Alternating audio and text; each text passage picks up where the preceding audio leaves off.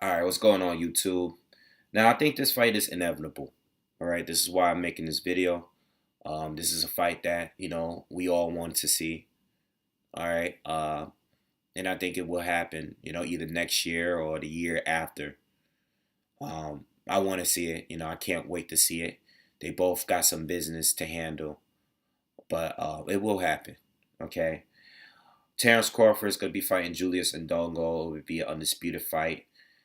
Which is great. This is something that I didn't think would happen again. The way that boxing is set up these days, didn't think it would happen. I was listening to Beats last night, and he was saying, unfortunately, the hype and buzz around it is not really there. It isn't, because of the opponent.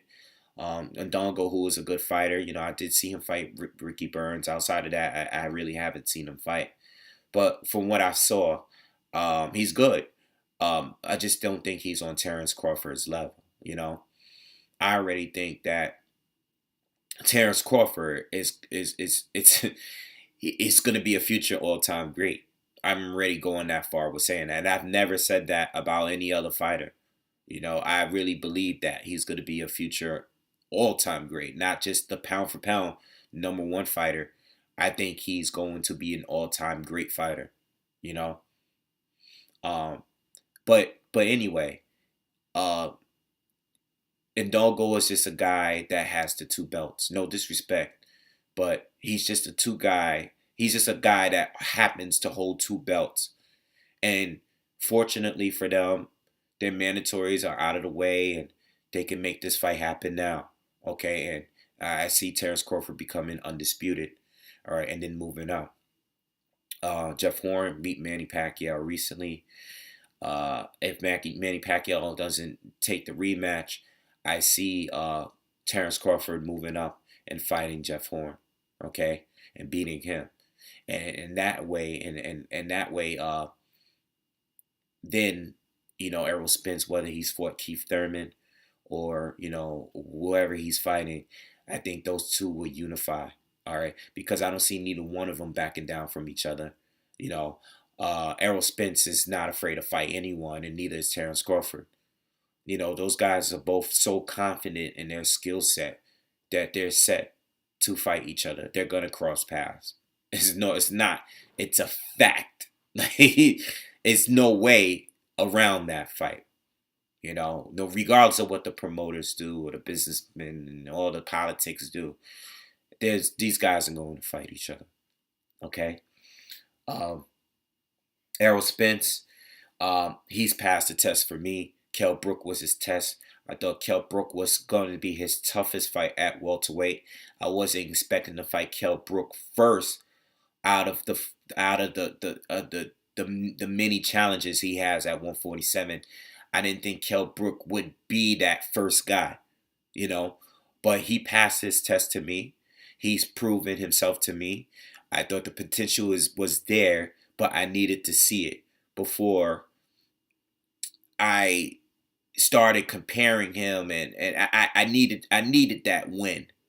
All right, I needed him to secure that win. Some of you knew what he was before that fight. I needed the secure win for me to become a true believer. All right, and I am now. Out of everyone else at welterweight, I've already stated what I thought. I thought Kell Brook was that toughest fighter for him from a stylistic standpoint. I thought that he would be tougher for Errol than Keith Thurman would, Danny Garcia would, Sean Porter would, all these other guys at 147.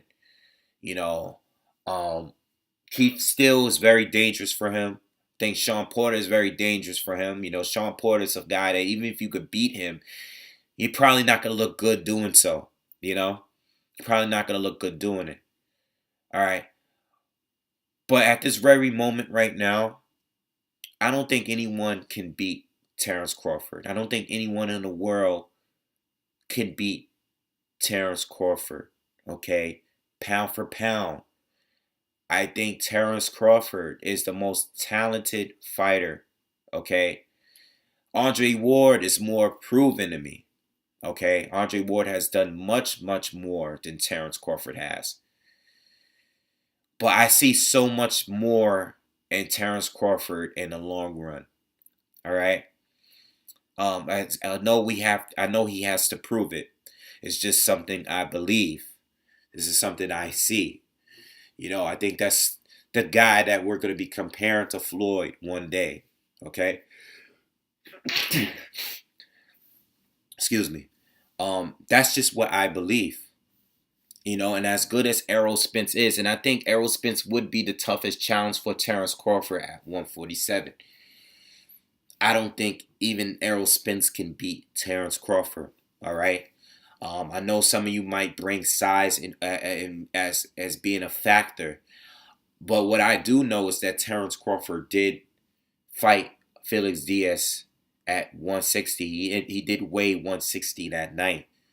From 140 to 160. Okay. I don't think size would be too much of a factor if he were to fight any welterweight. Okay. I think he's at least the same size as any welterweight, or around roughly the same size as any welterweight right now walking around. Okay. He does have long arms. He is a decent height for the weight division. I think going up to 154 is a little different. But at 147, I think he's the proper size at 147. Okay. Errol, I think he's going to beat Keith Thurman. If they are to fight, I think he's going to beat Keith Thurman. I think I've always said that I think stylistically that Errol Spence is going to be a tough one for Keith.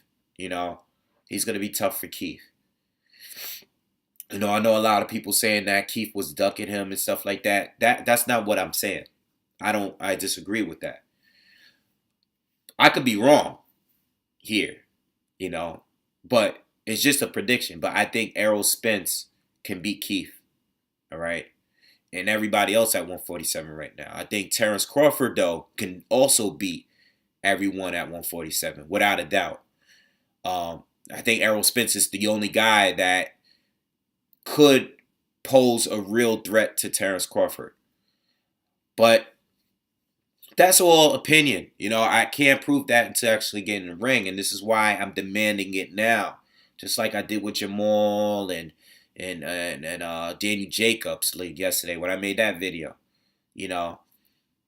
I know the promoters. I know the business aspect of it. I know that they have the same fan base. I'm a part of that fan base. Two brothers that I like. I really like the both of them. They're both Al Heyman. I wouldn't want to see either one lose because I'm a personal fan of both of them. But at the same time, it's all about proving who's the best.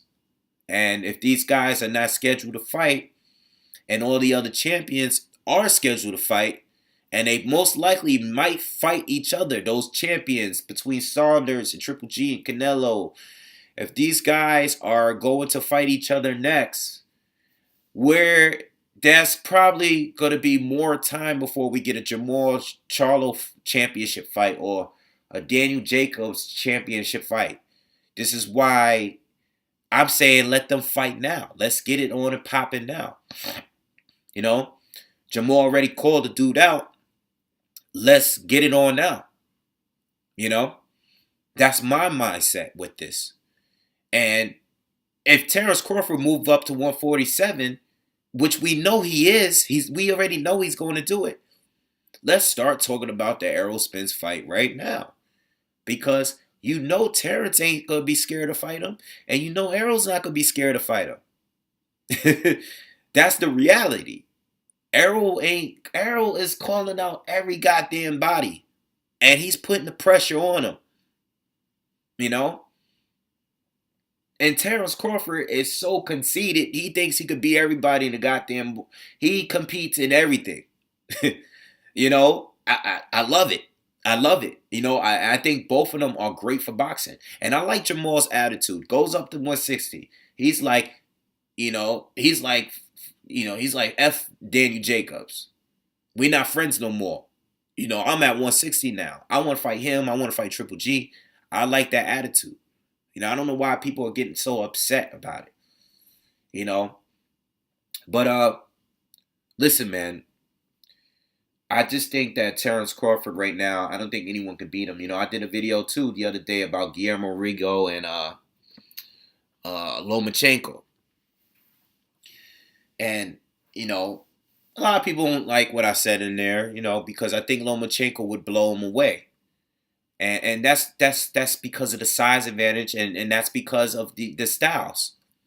I think his style is all wrong for Rigo. That's what I think. I think Rigo is extremely gifted fighter. But I think Lomachenko and the way that he fights is just all wrong for him. You know? Yeah, but I think Terence Crawford is better than both. I think he's better than both Rigo and Lomachenko. Now, I know he's not as flashy as a Lomachenko or a Rigondeaux when it comes to defense. Those guys definitely take more risk.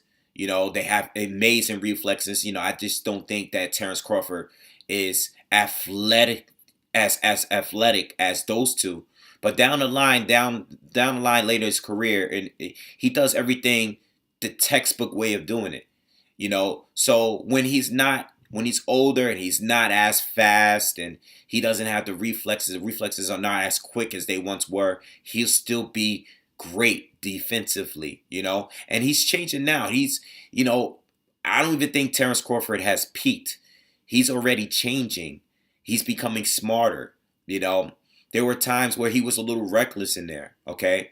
There were times that there were fights earlier that he took a little while to get it going. It might take 2-3 rounds to get it going, But now he's improved and he's still improving. But as far as Bob Arum and Top Rank and the way that they're promoting Lomachenko as opposed to a Terence Crawford, I really do believe that race plays a part. I think Bob is, as a promoter, he's capitalizing with the fact that Lomachenko is a white fighter. This is why, he's going on with the whole, he's the greatest fighter since Muhammad Ali. Listen, he's great.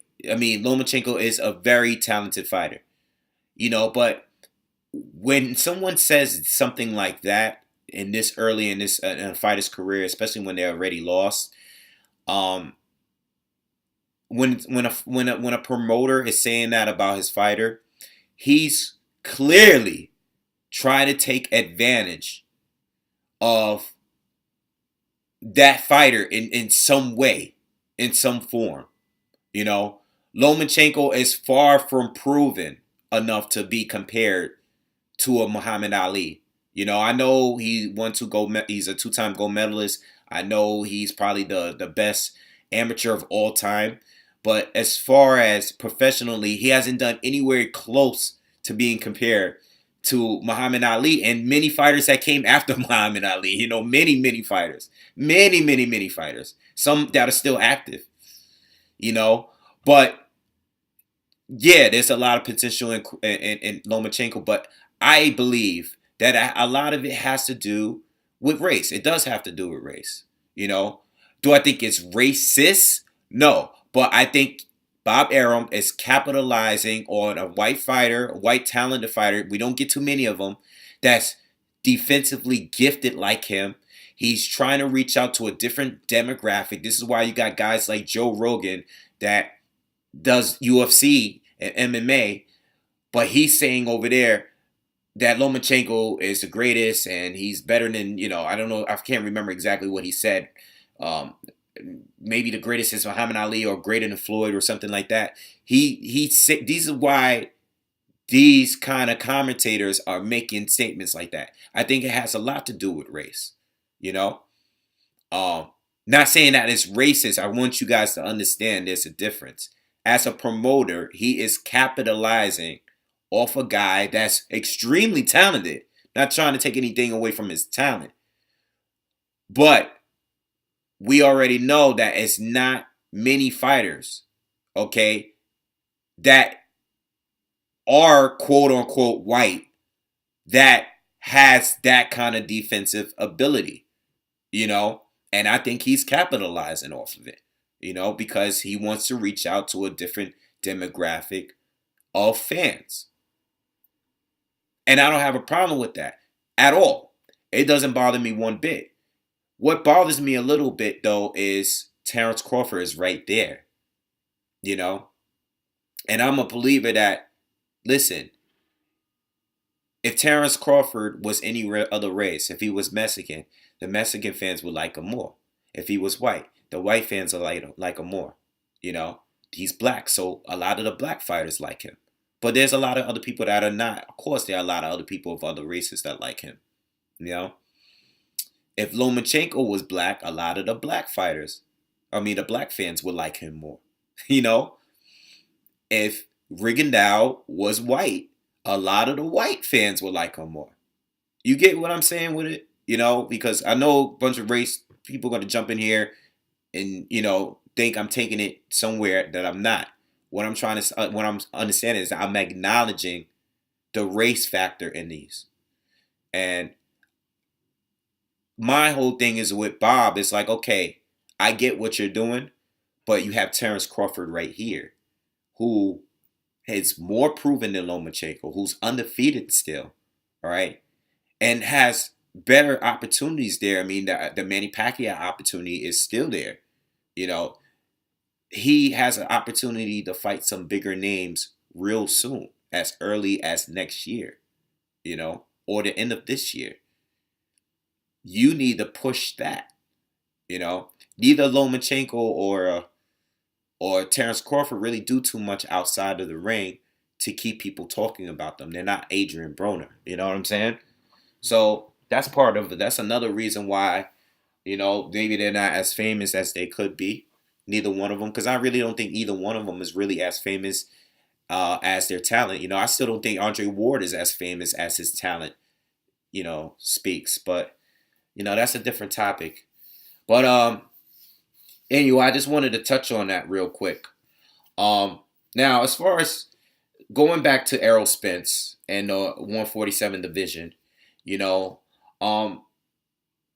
I think these guys are two will meet, or even Keith Thurman, depending how who Keith chooses to fight. If it's going to be Terence Crawford first or is it going to be Errol Spence? I don't know what Keith is going to do. The problem I have with Keith is that he's not active enough, and he seemed to be a little bit injury prone. I love the guy, but he's just not active enough. He's getting to a point now where he's only fighting once a year, and he has some kind of injury that he has to deal with in between fights. So that's not really good. I know recently he got married. Congrats to him, but it's just not good that he's not that active. And I don't know who he's going to face. Is he going to return this year? And if he doesn't return this year, who is he going to fight when he comes back? Is he going to fight Errol Spence, or is he going to do a tune-up? That seems to be, I really seriously doubt he fights Errol Spence on his first one back. Just more rusty and fighting a top-level fighter, a guy that has a lot of potential in beating you, which I think Errol Spence will. I think it will be risky, But I don't see right now, I just don't see Keith Thurman beating either Errol Spence or Terence Crawford. Okay, I just don't see it. I could be wrong. And if Keith wins, I'll eat crow or whatever. It is what it is. I like Keith. That's my guy. I was a Keith Thurman fan way longer before I was a Terence Crawford or Errol Spence fan. But I got to call it the way I see it. And I just don't think Keith can beat either one of them right now. All right. So with all that being said, I see this fight happening. But right now, I still think Terence Crawford will win. As far as a full breakdown, as far as styles, they're both great boxers. They're both very talented. It's just that I see a little bit more with Terence. I see more. With Errol Spence is very, very good. But if he fights Terence Crawford, you're not going to get a guy that's going to slow down, throughout the fight. He's not going to slow down. Conditioning is great with Terence Crawford, and he can change it up so much on you. I just don't see how Errol can really nullify him. And he can't use his size as an advantage, like I said earlier.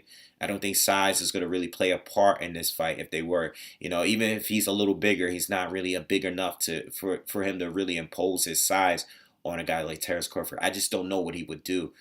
I think from the outside, Terence Crawford is just superior than Errol Spence right now. And I know I've been wrong with Errol Spence with the Kell Brook fight, but Terence Crawford and Kell Brook are not the same guy. Two totally different guys. All right, and talent gap is there. All right, so anyway, I'm gonna leave it at that for now.